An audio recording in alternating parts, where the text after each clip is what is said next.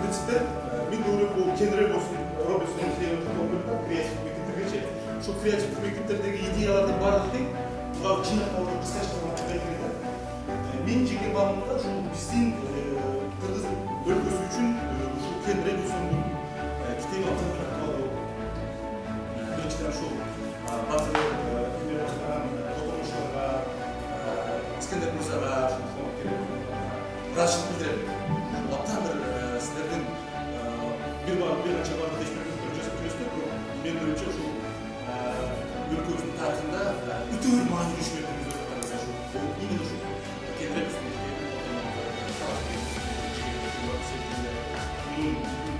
Ушул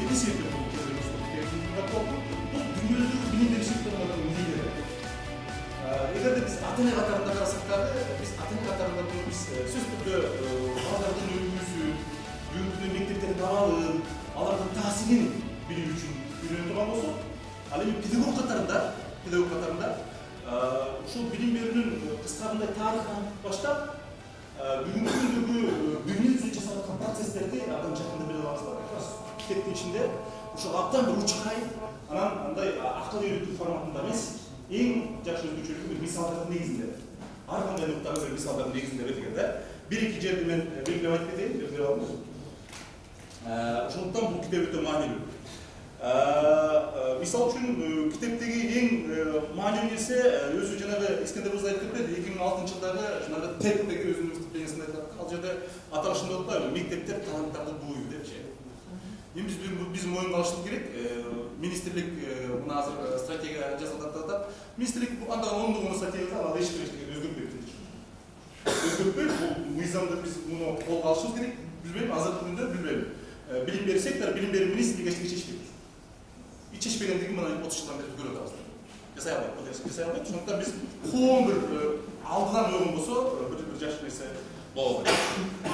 Андан кийин эң Робинсон китебинде эмнеден башталат? Бизди эски ыкмалар менен жаңы дүйнөдө жашай турган, болочокто жашай турган балдарды даярдабыз деп атат. Биз ушуну айтабыз. Вот как раз ушул жөнүндө сөз жүрөт да. Ошондуктан мен ойлойм, ушул мугалимдер катарында, билимдердин өкүлдөрү катарында биз ушул жөнүндө сөз кылыш керек. Бүгүнкү ыкмаларыбыз ата-эне катарында айрымчылыкта эң негизгиси педагог, мына биздин 2246 мектепте эскирди. Мына азыркы күндө ата-эне катарында мен өзүм көрүп атам, балдарымдан да көрүп атам, менин жакындарымдагы ушул мындай билим берүү эксперттер кайрылганда да айтылат да. Мектепте окуйын деп зак акчаны балдардан санайбыз. Мектепке баргысы келбеген. Себеп дегенде мектеп бүгүн балдар ашпастан бууп атат. Муунту да керек болсун. Азыр эмес мындай. Мындай факторлор өтө көп да, муну биз бүгүнкү күндө ачык айтышыбыз керек. Бул текке каршы реалдуулук да. Бул как раз ушул жөнүндө сөз жүрүп атат жерде. Бул суроону Робинсон бекеринен койгон жок, себеп дегенде 50 жылдан ашык кишинин тажрыйбасы өзүнүн нерсеси бар. Андан кийин кеңирээк болсом дагы өзгөчөлүгү бул киши чечкиндүү түрдө мындай андай идеялар жазат. Мисалы үчүн караңыздар. 5-жыйылда рекомендация берип Джонсон менен бардык мектептерге окутса болот дегендей. Ван Диего мектептеги звоноттор токтотулат. Жана Илон Маск сыяктуу мастерскөйлөр кылып атат. Баягы солдаттар сыяктуу заводдор кылып киргенде биз дагы болсо устройство менен жүрүп атпайбыз. Коом баягы биз каяктабыз? Ошондуктан билим берүү сектору албетте сындап атабыз, башка деп атабыз, бир чогулуп бир идеяны билим берүү секторуна туруп абдан бир чечкиндүү бир ойлорду айтып, ойлорду айтып тим болбостон бир программалык бир чечкиндүү бир кадамдарды барууга менин оюмча келди. Именно ошол идеялар ушул кеңирээк болсом баштаган автомдордун башында турат. Менин оюмча кайрадан бир казып, албетте аралашыңыздар мүмкүнчүлүк убактын ичинде окуп чыктыңыздар, бирок кайрадан казып биздин өзүбүздүн шартыбызда Кыргызстан шартында кандай колдоно алса экен идеяларды бүгүнкү күндө жайып бул багытта ишибишибиз керек. Андан кийин мына ошол эле жанагы Массари Буканын китебинде айтылат, бул жерде да айтылат, бул жерде айтылат. Биздин жана Жаныш Кымбетов агай өткөн мага айтты, Асылбек, искусствого жакын адам эч качан кылмышкер болбойт депчи. Робинсонда кайра айтылат, өзү бул англис тили боюнча анан кийин искусство тармагында. Именно искусство, анткени искусство баланын чыгармачылыгын өнүктүрүп атат, креативдүүлүгүн, анан экинчи сезимталдыгын өнүктүрүп атат. Биз сузуп аткан, биздин балдарда жок нерсе ушул болуп калат. Такаш ушул жөнүндө болот, багай маанилүү. Ошондуктан бул нерсеге дагы көңүлүңүздөрдү бурууңуздар өтүнөм.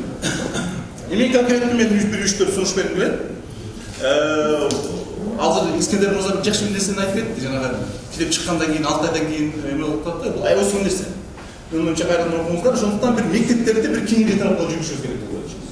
Мүмкүн болушунча албетте мектептерге мисалы үчүн азыр эми ар кандай акциялар болуп атат. Кудай буюрса мектеп жаатында да бир жакшы нерселер бар, китептерди таркатуу боюнча. Бирок китептерди алып барып таркатып койгон менен маселе чечилбейт да. Вот именно китептерди аларды окууну камсыздаш керек. Окууну камсыздоодо эми чоң сыйлыктар деле койбостон, кызыктыруучу бир конкурстарды уюштуруп, ушул сыяктуу иш-чараларды кылышыбыз керек. Мугалим мындай абдан өңүлүп, үйрөтүү үчүн, башкаларга айтып берүү үчүн окуса, ошондо гана бул китеп сиңип болот. Ошондуктан бул китептин менин оюмча бүгүнкү күндө дүйнөнүн лидери катарында абдан бир орду бар да, ошондуктан ушул багытта иштер аткарылса. Экинчи сунуш бул боюнча албетте мына ишиңиз аябай жакшы өттү. Мектептерди таркатуу керек. Ушул мектептерди таркатууда мындай адрестер, даректүү мисалы үчүн. Силер жакшы иштеп жүрбөйсүздөр ишкерлер менен. Ошол белгилүү ишкер 10 китеп сатып берсин бир мектепте, бирок сатып берип эле койбостон уюштуруп кандай жыйынтык болду? Кайсы мугалимдин ишинде өзгөрүү болду? Ошого чейин биз алып барсак, ошондо менин оюмча бул билим берүүгө бир абдан бир чоң салым болот да. Ошондуктан ишкерлерди тартуудагы аябай жакшы нерсе. Анан дагы бир өтө маанилүү нерсе, жанагы нерсени айтып кеттим. Тилекке каршы бүгүнкү күндө мектеп, бүгүнкү күндө мектеп эч тарапка жооп бербейт. Биз коомчулук өзгөчө жарандык коомдордун көбү күндөрү турасыздар. Муну биз ачык айтып, мына эжелер, мусин эже, анан кийин сабир эжелер көрсөттү. Өзгөчө ушул эжелердин бир кисим алтын шаты, алтын түйү, балача, сейтектин ролун билдирди. Мына 20 жылдын ичинде канчалык талант ачылды. И алардын тагдыры бүгүнкү күндө башкача достор. Ошондуктан ушул багытта менин оюмча кеңири сондон да идеясын эске алып туруп, биз мындай өтө бир бурулуш жасай турган иштерди баштадык. Министрликтин жанагындай стратегиясы алып, кезектеги бир дежурный болот, бир эч нерсе өзгөрбөйт. Рахмат.